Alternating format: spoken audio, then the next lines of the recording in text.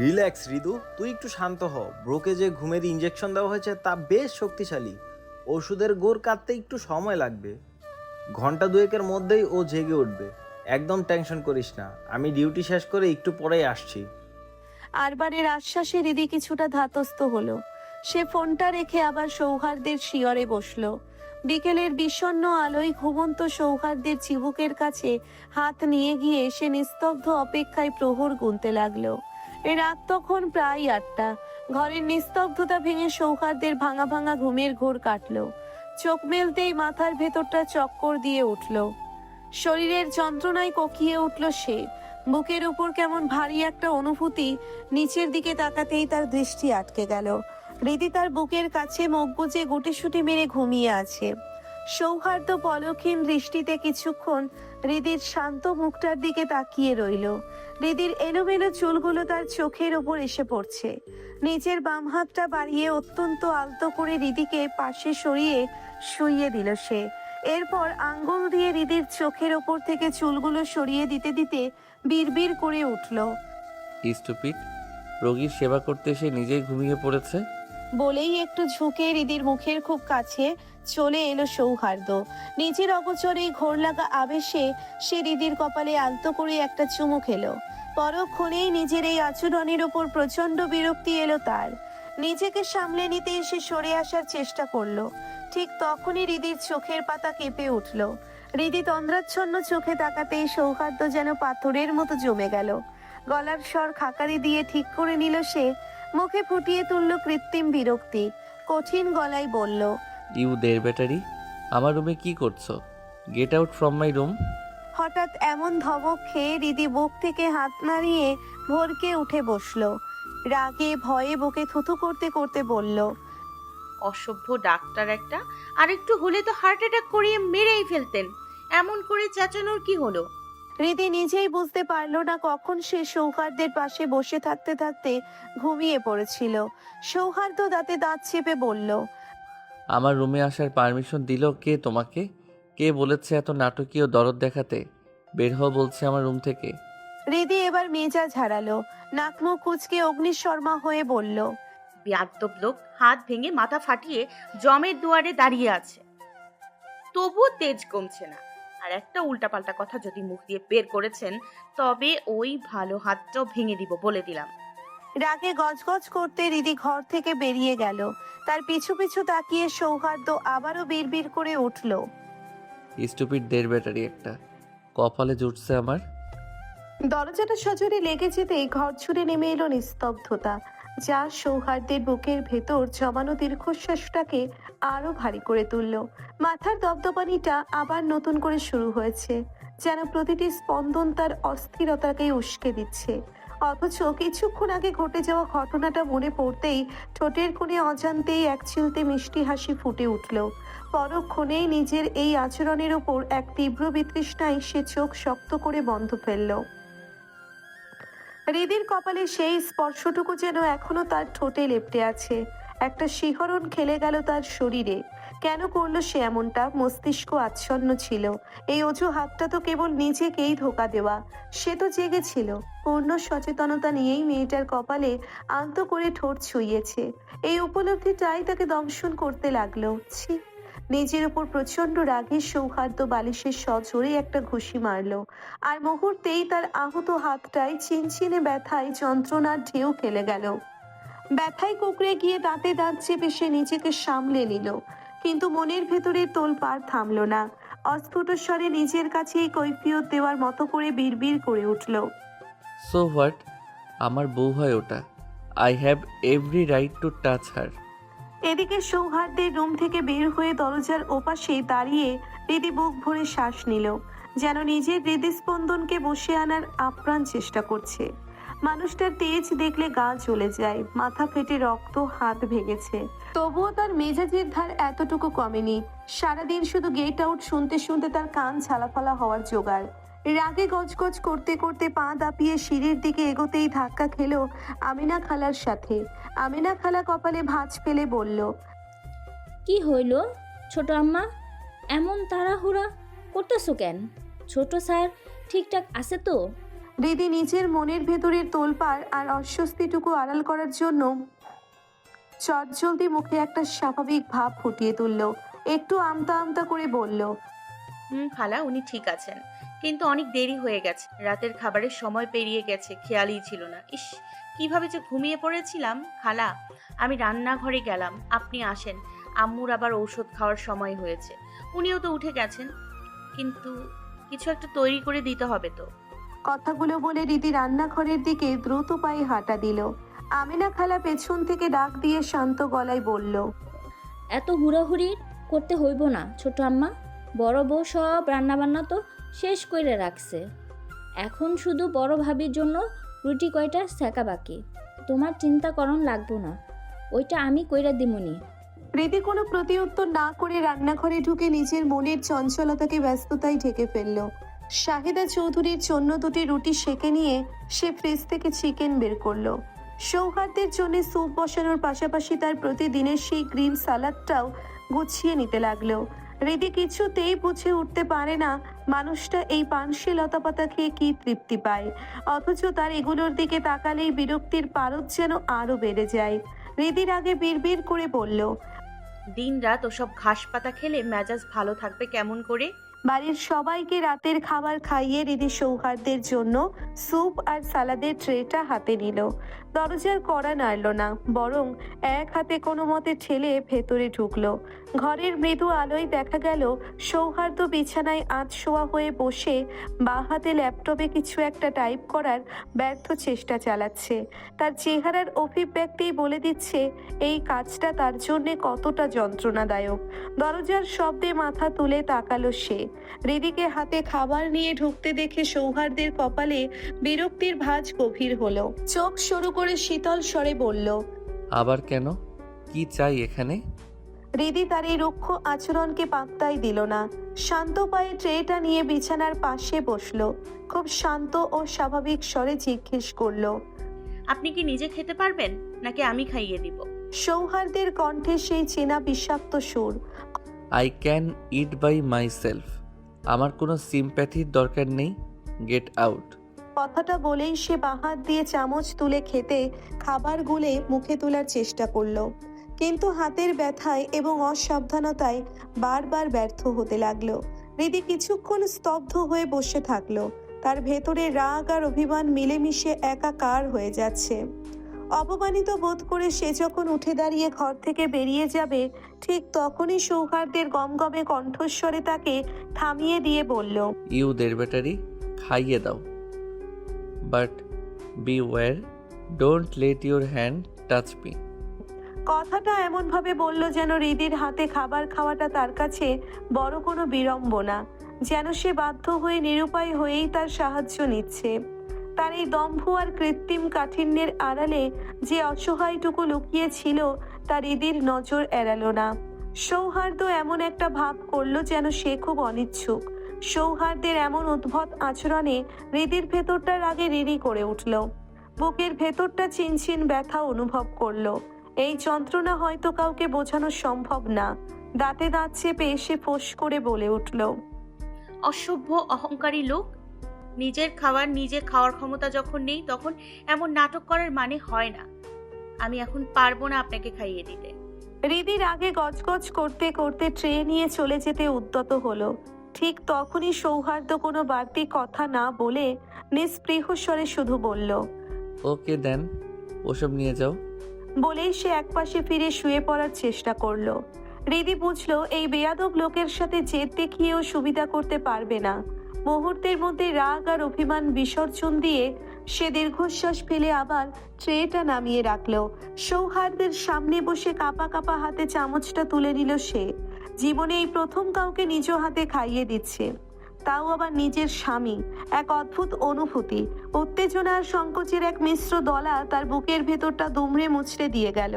এক গভীর অস্থিরতার মাঝেও এক অদ্ভুত মমতায় সে সৌহার্দের ঠোঁটের কাছে স্যুপ নিয়ে গেল, পরম যত্নে খাইয়ে দিল।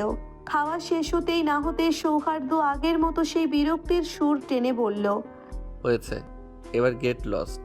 হৃদির মনের গহীনে জমে থাকা ক্ষোভ যেন বাঁধন ছিঁড়ে বেরিয়ে এলো।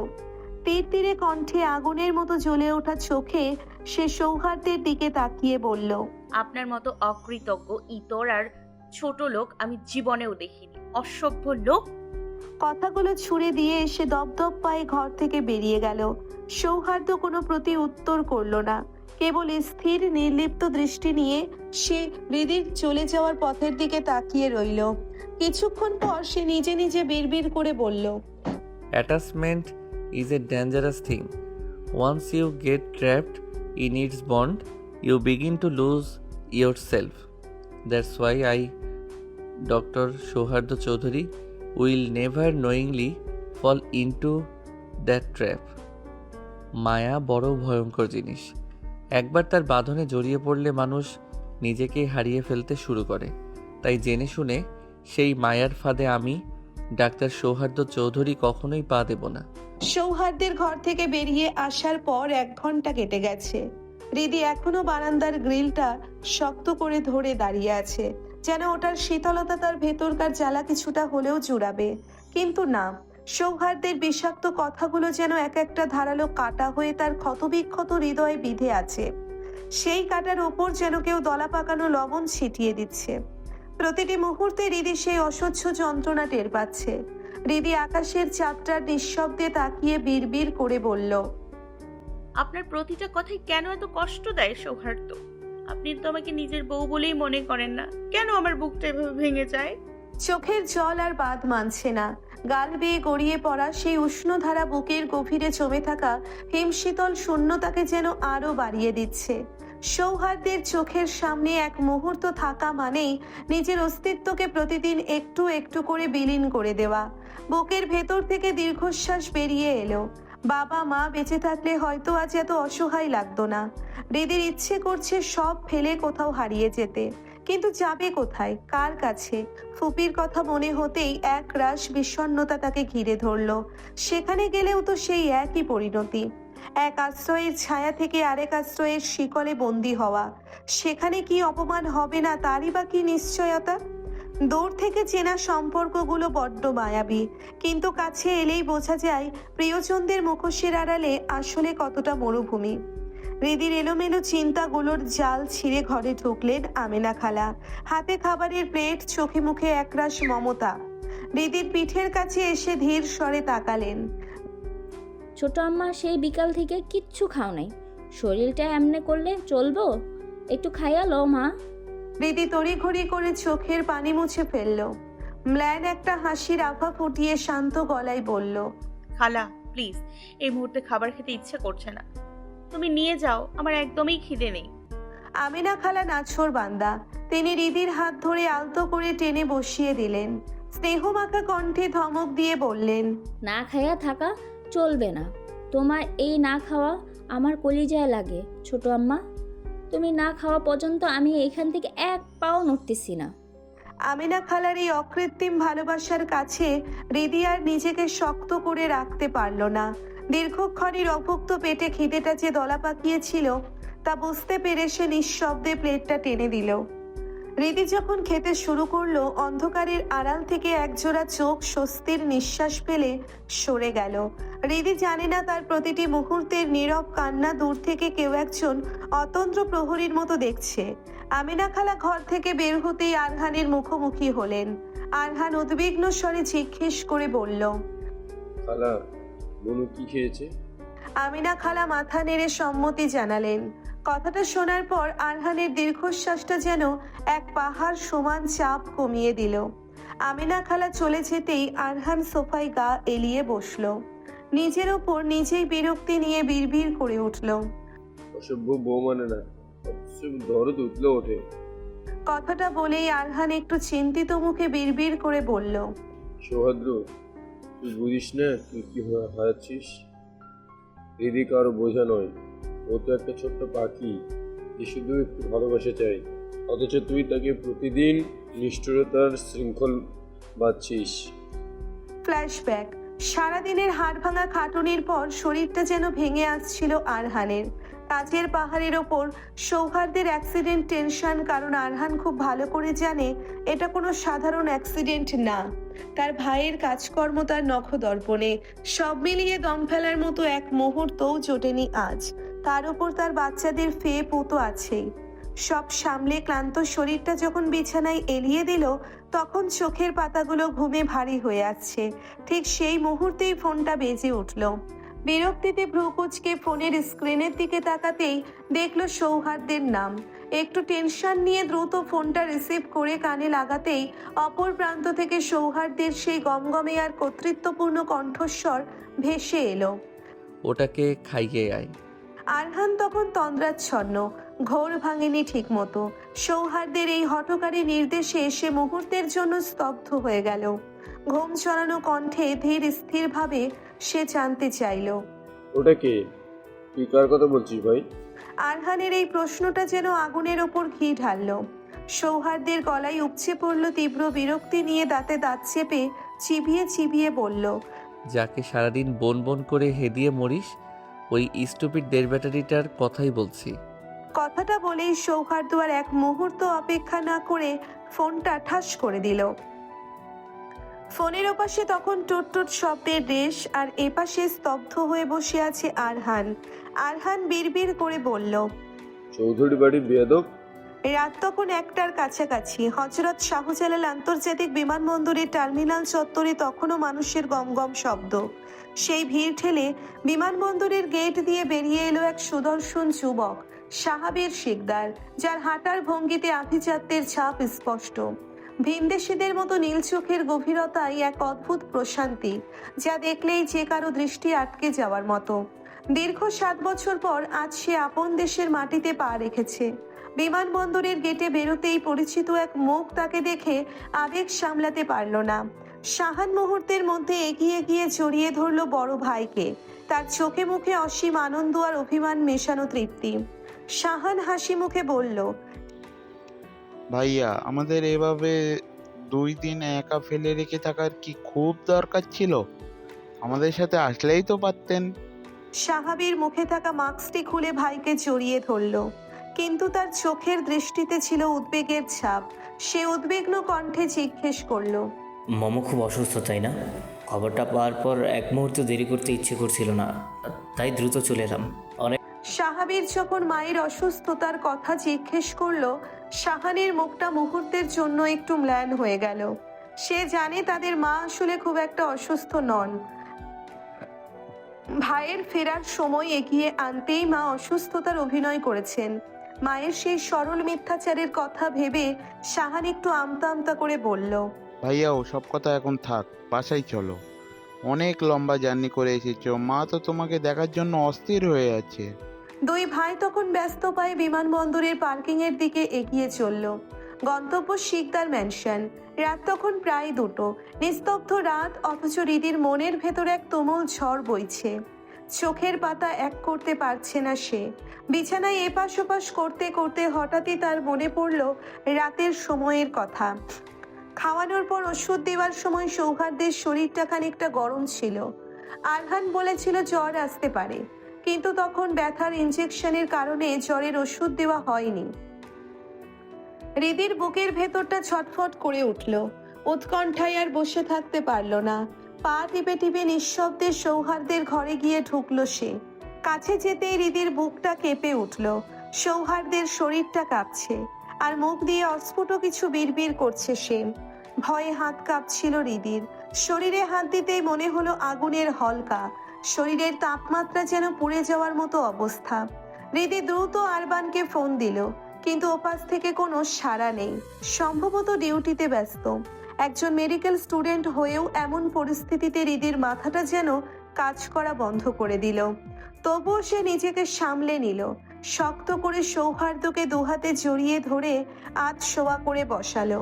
কোনো মতে নাপাটা খাইয়ে ধীর হাতে শার্টটা খুলে দিয়ে সারা শরীর ভেজা কাপড় দিয়ে মুছে দিতে শুরু করলো। ঠিক সেই মুহূর্তে ঘটে গেল অপ্রত্যাশিত ঘটনা। সৌহার্দ্য তার বাম হাতটা বাড়িয়ে হৃদির কোমর আলতো করে জড়িয়ে ধরল। ঘোর লাগা কণ্ঠে বিড়বিড় করে উঠল, please parrot, stay with me, don't go please. হৃদির সারা শরীর দিয়ে এক অদ্ভুত শিরশিরানি বয়ে গেল। হঠাৎ চমকে উঠল সে। প্যারট? এই লোক তাকে এত সুন্দর নামে ডাকবে? অসম্ভব। হৃদি নিশ্চিত সৌহার্দ্য তাকে এই নামে জীবনেও ডাকবে না। রাগ, বিরক্তি আর ধাঁধায় হৃদির চোখ মুখ লাল হয়ে উঠল।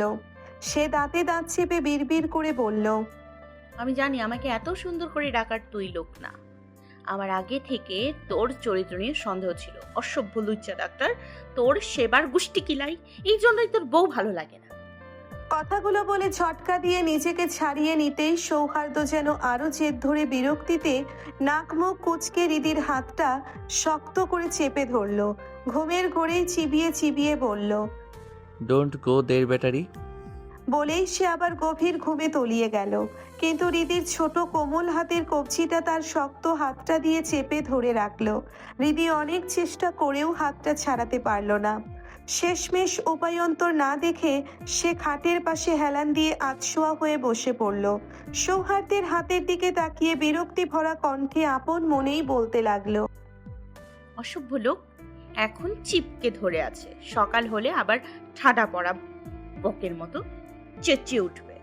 ভোরের স্নিগ্ধ আলো জানালার কাঁচ গলে এসে হৃদির চোখে পড়তেই তার তন্দ্রা ভেঙে গেল। সারা রাতের জড়তার অস্বস্তিতে শরীরের প্রতিটি হাড় যেন বিদ্রোহ করছে। দীর্ঘক্ষণ খাটের পাশে হেলান দিয়ে বসে থাকার মাসুল গুনতে হচ্ছে এখন। ঘাড় থেকে শুরু করে কোমরের হাড় পর্যন্ত তীব্র এক অসারতা তাকে নড়াচড়া করতে দিচ্ছে না। যন্ত্রণায় কুকরের শরীরটা একটু মোচড় দিতেই শির দ্বারা বেয়ে এক তীব্র চিনচিনে ব্যথা খেলে গেল। অস্পষ্ট আবছা অন্ধকারে চোখ মেলল হৃদি। তার ডান হাতটা এখনো সৌহার্দ্যের শক্ত মুঠোয় বন্দি। সে তাকিয়ে দেখল সৌহার্দ্য গভীর ঘুমে মগ্ন। আলতো করে তার কপালে হাত রাখতেই হৃদি স্বস্তির নিঃশ্বাস ফেলল। রাতের সেই ভয়াবহ আগুনের মতো জ্বরটা আর নেই। শরীরটা এখন বেশ শীতল। সৌহার্দ্যের হাতের বাঁধন আলগা হলেও ঘুমের ঘোরেও সে যেন হৃদির হাতটা এমনভাবে আঁকড়ে আছে যেন এটিই তার সবটুকু ভরসা। সেদিকে তাকিয়ে মনের অজান্তেই হৃদির ঠোঁটে হালকা হাসি ফুটে উঠল। হৃদি বিড়বিড় করে বলল, ছি, আমি কত নির্লজ্জ। এই মানুষটা আমাকে এত অবহেলা করে, তবুও তার প্রতি আমার এত মায়া কাজ করে। কথাটা বলে সন্তর্পণে হৃদি নিজের কবজিটা ছাড়িয়ে নিল। ধীর পায়ে খাট থেকে নেমে গুছিয়ে নিল নিজের এলোমেলো জামাটা। আজ কলেজে খুব গুরুত্বপূর্ণ একটা ক্লাস আছে। সুমি কালই ফোনে তাগাদা দিয়ে রেখেছে। মোবাইলে সময়ের দিকে তাকিয়ে হৃদির মনে হলো প্রতিটি মুহূর্ত যেন দ্রুত ফুরিয়ে যাচ্ছে। তড়িঘড়ি করে নিজের ঘরে গিয়ে তৈরি হয়ে সে নিচে নেমে এলো। নাস্তা তৈরি করে দুপুরের রান্নার সবটুকু গুছিয়ে বুঝিয়ে দিয়ে আমেনা খালাকে বলল, খালা প্লিজ ভাবিকে বলবেন যেন রান্নাটা করে নেয়। আমার হাতে একদম সময় নেই আজ। আমেনা খালা হৃদিকে আশ্বস্ত করে বলল, তুমি একদম চিন্তা করো না ছোট আম্মা, তুমি কলেজে যাও।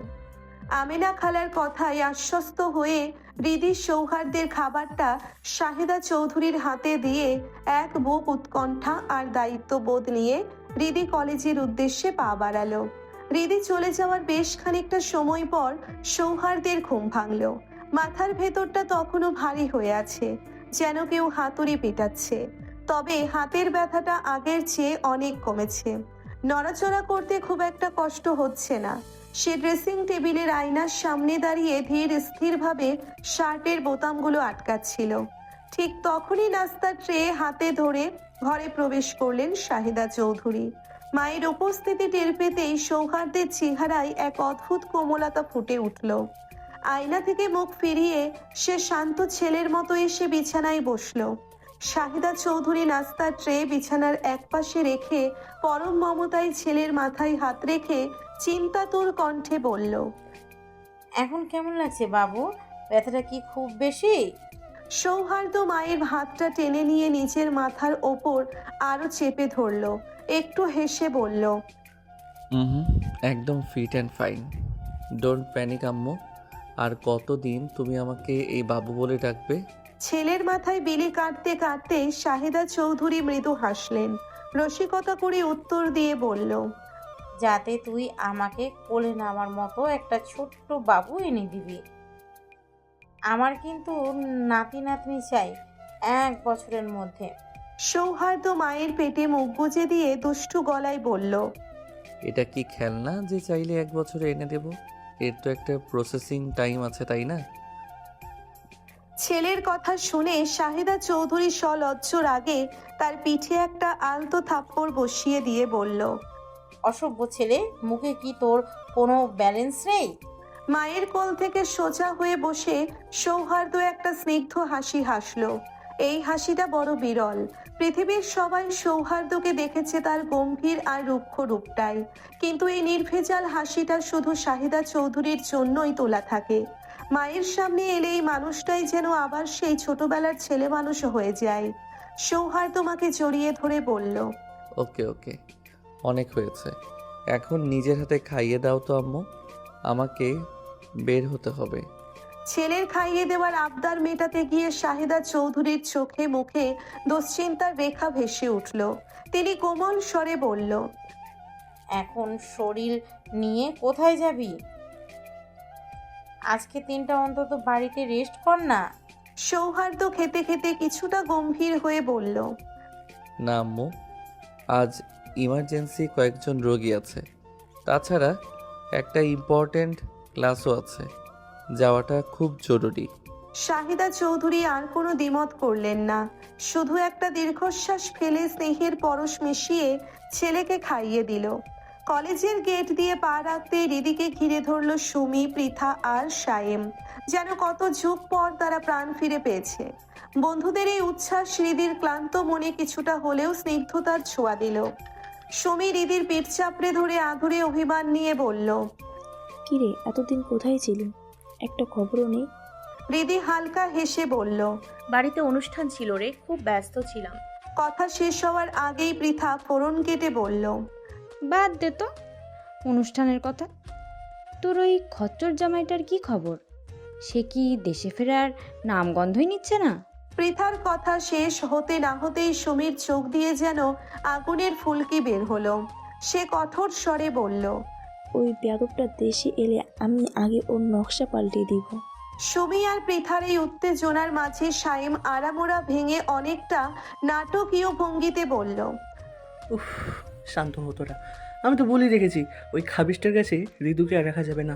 বরং আজকে এক দারুণ ছেলের সন্ধান পেয়েছি। বিশেষ কর কি হ্যান্ডসাম। আমি ছেলে হয়েও ওর উপর ক্রাশ খেয়ে গেছি। একদম সৌহার্দ্য স্যারের মতো দেখতে, তবে ব্যাপারটা মাশাল্লাহ। সৌহার্দ্য সেটার ব্যাপার তো ওই আস্তাক ফিরুল্লাহ। এই ছেলেটাই আমাদের ঋতুর জন্য একদম পারফেক্ট। সাইমের কথা শুনে পৃথা তার পিঠে এক দলা চর বসিয়ে দিয়ে বলল, থাম তো তোর আজগুবি কথাবার্তা। ওই ছেলে যদি বিয়ে করা থাকে তখন? সাইম নিজের কলারটা একটু উঁচিয়ে আত্মবিশ্বাসী ভঙ্গিতে বলল, সাইম কখন এত কাছাকাছি করে না বস। সব খবর নেওয়া শেষ, ছেলে সিঙ্গেল। বন্ধুদের এই ছেলে মানুষই আর বাড়াবাড়িতে রিদি খানিকটা বিরক্তির সুরে নাক কোচকে বলল, তোরা কি থামবি? একটা আজাব নিয়ে এমনিতে অস্থির আমি, তার উপর এখন নতুন করে আর এক আজাবের কথা বলছিস। চল তো ক্লাসে যাই। এইটুকু বলেই রিদি দ্রুত পায়ে ক্লাসের দিকে হাঁটা দিল। পিছু পিছু সুমি, পৃথা আর সায়েম হাসাহাসি করতে করতে ছুটল। পুরো রাত এক ফোঁটা ঘুম হয়নি। রিদির মনে হচ্ছে মাথার ভেতরে কেউ হাতুড়ি পিটিয়ে পেরেক ঠুকছে। সুমির কাঁধে মাথা এলিয়ে আধা চেতন অবস্থায় সে পড়ে আছে। আজকের বায়োকেমিস্ট্রি ক্লাসটা ইম্পর্টেন্ট না হলে সে আসতও না, কিন্তু ক্লাসের গুমোট বাতাস আর চারপাশের কোলাহল সেই মাথা ব্যথাকে আরও অসহ্য করে তুলেছে। হঠাৎ পুরো থিয়েটার নিস্তব্ধ হয়ে গেল। রিদি ক্লান্ত চোখে তাকিয়ে দেখল সামনের ডায়াসে সৌহার্দ্য, কালো শার্টের হাতা কোনোই পর্যন্ত গোটানো, ফর্সা হাতে লোমগুলো কেমন চিকচিক করছে। সাদা অ্যাপ্রনটা আজ নেই, কপালে কাটা দাগের উপর সাদা ব্যান্ডেজ, সব মিলিয়ে তাকে অসম্ভব সুন্দর লাগছে। কিন্তু তার চোখের শীতলতা ক্লাসের তাপমাত্রাকে যেন হিমাঙ্কের নিচে নামিয়ে দিয়েছে। সৌহার্দ্য হাতের ব্যান্ডেজটা খুলতে খুলতে প্রজেক্টরের দিকে ইশারা করলো। সৌহার্দ্য যখন গম্ভীর গলায় জটিল সব মেটাবলিক পাথয়ে বোঝাচ্ছিল, রিদির কানে সেসবের একটি শব্দও ঢুকছে না। তার সমস্ত মনোযোগ ওই গম্ভীর চেহারার মানুষটার ওপর। অদ্ভুত এক মায়াই রিদির মাথার সেই অসহ্য যন্ত্রণাটা যেন নিমেষেই উবে গেল। সে চারিদিকে একবার নজর বোলালো, দেখলো ক্লাসের বাকি মেয়েগুলো প্রায় চোখ বড় বড় করে সৌহার্দ্যকে গিলে খাচ্ছে। রিদি নাক মুখ কুঁচকে বলল, লুচ্চা ডাক্তার অসুস্থ শরীর নিয়ে কিভাবে সেজে কিভাবে সেজে আছেন মেয়েদের মাথা খেতে? হঠাৎ সৌহার্দ্যের তীক্ষ্ণ দৃষ্টি এসে থামলো হৃদির ওপর। হৃদিকে অমনোযোগী দেখে সৌহার্দ্যের ক্ষিপ্ত কণ্ঠস্বর লেকচার থিয়েটারের দেওয়ালে ধাক্কা খেল। Hey you, corner side, stand up. হৃদি চমকে উঠে কাপা কাপা পায়ে উঠে দাঁড়ালো। সৌহার্দ্য গম্ভীর গমগমে গলায় প্রশ্ন করলো,